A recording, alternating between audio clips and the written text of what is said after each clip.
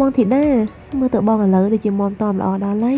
ตั้งปีบองบ้านเตอตัวสิวาเนื่องมันโดนได้ระดับเพียบพลกังกายสัมปติเนื่องบ้านตัวสิวาเนื่องมันโดนสกปรกหมดจ้าออกคนเนี่ยครูសុំតអ្នកគ្រូមិញខ្ញុំលឺអ្នកគ្រូឲ្យបងស្រីកូននិយាយពីមិនចាំដូលស្ដារលទ្ធភាពពលកម្មខ្ញុំឃើញបងស្រីពាក់ជើងស្ប៉ានិមិត្តហើយឪពុកខ្ញុំក៏គាត់មានបញ្ហាពិការជើងដែរខ្ញុំមិនដឹងថាត្រូវជួយគាត់មិនទេណាគ្រូឪពុកខ្ញុំកំពុងតែបាក់ទឹកចិត្តខ្លាំងហើយគ្រូសាខ្ញុំពិបាកចិត្តណាស់ពុកមិនចង់ទៅណាទេកូនណាមួយពុកធ្លាក់ខ្លួនពិការហើយទៅតាមដំណើរពុកទៅណាមួយយើងគ្មានលុយគ្មានកាក់ផងអូនស្រីកុំបារម្ភនៅមជ្ឈមណ្ឌលស្ដារនោះគេមិនគិតលុយទេមានកន្លែងស្នាក់នៅមានអាហារ3ពេលហើយអាចមាន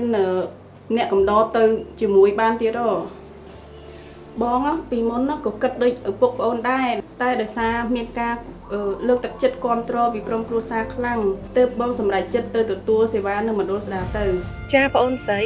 ប្អូនត្រូវនាំគាត់ទៅមជ្ឈមណ្ឌលស្ដារលទ្ធភាពពលកម្មកាយសម្បទាដែលនៅចិត្តបំផុតហើយបើគាត់មានបញ្ហាសុខភាពសូមប្អូននាំគាត់មកមណ្ឌលសុខភាពពុក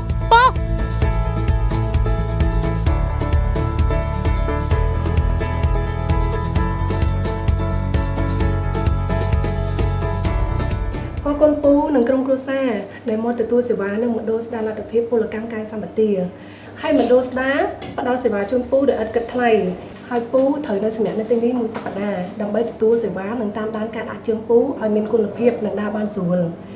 អញ្ចឹងពូអាចមានអ្នកកំដរពូម្នាក់មជ្ឈមណ្ឌលស្ដារលទ្ធភាពពលកម្មកាយសម្បទាមានសេវាដូចជា 1. ការព្យាបាលដោយចលនាដូចជាការទាញសាច់ដុំឬពន្លាសាច់ដុំ 2. ការផលិតនិងផ្ដល់អវយវៈសិប្បនិម្មិតនិងរណបផ្ដល់ឧបករណ៍ជំនួយការដើរផ្សេងៗដូចជារទេះរុញស៊ុមហាត់ដើរឈើច្រត់និងឧបករណ៍ទ្រទ្រង់រាងកាយផ្សេងៗ 3. សេវាផ្នែកការងារសង្គម 1. ផ្ដល់ប្រឹក្សាយោបល់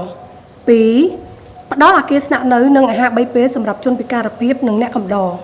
3. ការបញ្ជូនទៅទទួលសេវាផ្សេងៗដូចជាសេវាសុខភាពផ្លូវចិត្តនៅមណ្ឌលសុខភាពនិងជំនាញវិជ្ជាជីវៈ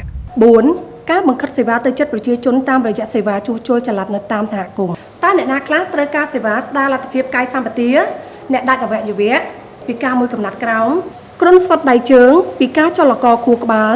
ជើងខ្វែពិការមួយចំហៀងខ្លួនការបាក់ឆ្អឹងកំហុចរាងពីកំណើតវាតកនិងផ្សេងៗ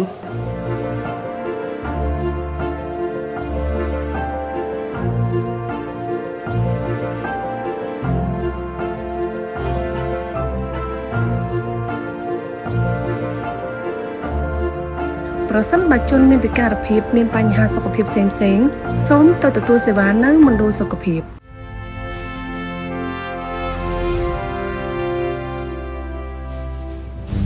សូមបងប្អូនដែលមានពិការភាពទាំងអស់ទៅទទួលសេវានៅមណ្ឌលស្ដារលទ្ធភាពពលកម្មកាយសម្បទានិងមណ្ឌលសុខភាពដើម្បីទទួលបាននូវកាយសម្បទានិងសុខភាពល្អប្រសើរឡើងអាចប្រកបការងារជាប្រក្រតី